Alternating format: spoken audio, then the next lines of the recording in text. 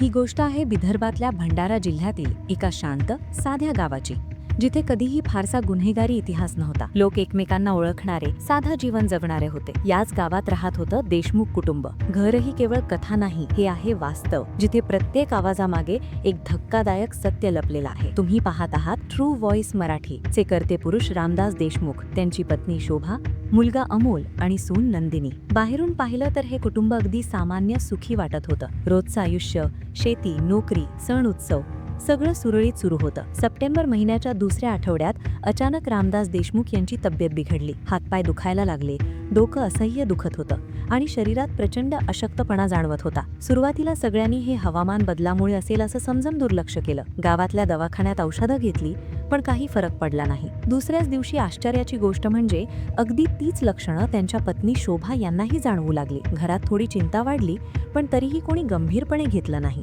2-3 दिवसात रामदास यांची अवस्था अधिकच बिघडली. मग त्यांना तालुक्याच्या रुग्णालयात नेण्यात आलं. तिथून नागपूरला रेफर करण्यात आलं. डॉक्टर तपास करत होते, पण नेमका आजार काय आहे हे कोणालाच समजत नव्हतं. आणि अखेर 20 सप्टेंबरला रामदास देशमुख यांचा मृत्यू झाला. घरावर दुःखाचा डोंगर कोसळला. कुटुंब अजून सावरायच्या आतच 6 दिवसांनी म्हणजे 26 सप्टेंबरला शोभा देशमुख यांचाही मृत्यू झाला. एकाच घरात पती पत्नी एकाच प्रकारच्या लक्षणांनी इतक्या कमी वेळात मरण पावल्याने सगळे हादरले. अंत्यसंस्कारासाठी नातेवाईक गावात येऊ लागले. काही जण 2-3 दिवस घरात थांबले, पण इथून पुढे गोष्ट अधिकच भयानक वळण घेते. जे लोक त्या घरात थांबले त्यांनाही काही दिवसात हातपाय दुखणं, डोकं दुखणं, चक्कर येणं अशीच लक्षणं जाणवू लागली. रामदास यांची विवाहित मुलगी, त्यांची साळी आणि साळीचा लहान मुलगा एका मागोमाग एक आजारी पडले. त्यांनाही हॉस्पिटलमध्ये दाखल करण्यात आलं, पण उपचार करूनही काही फरक पडत नव्हता आणि पुढच्या काही दिवसात एका मागोमाग मृत्यू होऊ लागले. अवघ्या 20 दिवसात म्हणजे 20 सप्टेंबर ते 10 ऑक्टोबर दरम्यान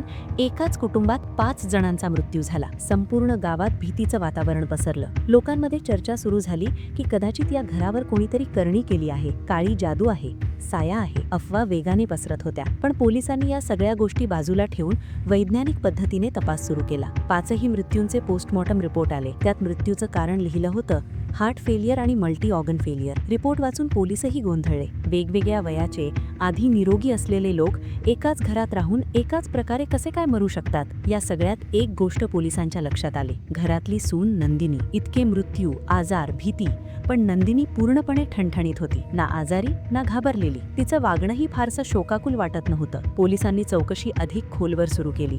तेव्हा धक्कादायक माहिती समोर आली. नंदिनी ही कृषी महाविद्यालयातून पदवीधर होती आणि ती आपल्या बॅचची टॉपर होती. कीटकनाशके, रसायने, विषारी घटक यांचं तिला सखोल ज्ञान होतं. आणखी चौकशीत तिच्या आयुष्यातली एक वेदनादायक गोष्ट समोर आली. नंदिनीचं लग्न घरच्यांच्या इच्छेविरुद्ध झालं होतं. या लग्नामुळे तिच्या आईवडिलांनी आत्महत्या केली होती. हा अपराधबोध तिच्या मनात सतत घर करून होता. सासरच्या घरातही तिला मानसिक समाधान मिळत नव्हतं. जमिनीचा वाद, घरातील तणाव आणि मनात साचलेला राग या सगळ्याने तिच्या विचारांना भयंकर वळण दिलं. तिने असा निर्णय घेतला ज्याची कोणीही कल्पना करू शकत नव्हतं. आपल्या शिक्षणाचा गैरवापर करून तिने एक रंगहीन, वासहीन विष निवडलं. हे विष हळूहळू शरीरावर परिणाम करत होतं आणि सहज ओळखू येत नव्हतं. ती रोज थोड्या थोड्या प्रमाणात ते पाणी, चहा, जेवणात मिसळत होती. सुरुवातीला काहीच लक्षात आलं नाही, पण काही दिवसात त्याचे परिणाम दिसू लागले. तेच हातपाय दुखणं, डोकेदुखी, अशक्तपणा आणि शेवटी मृत्यू. पोलिसांनी वैद्यकीय तज्ज्ञांच्या मदतीने हे विष ओळखलं. ज्यांना वेळेत योग्य उपचार मिळाले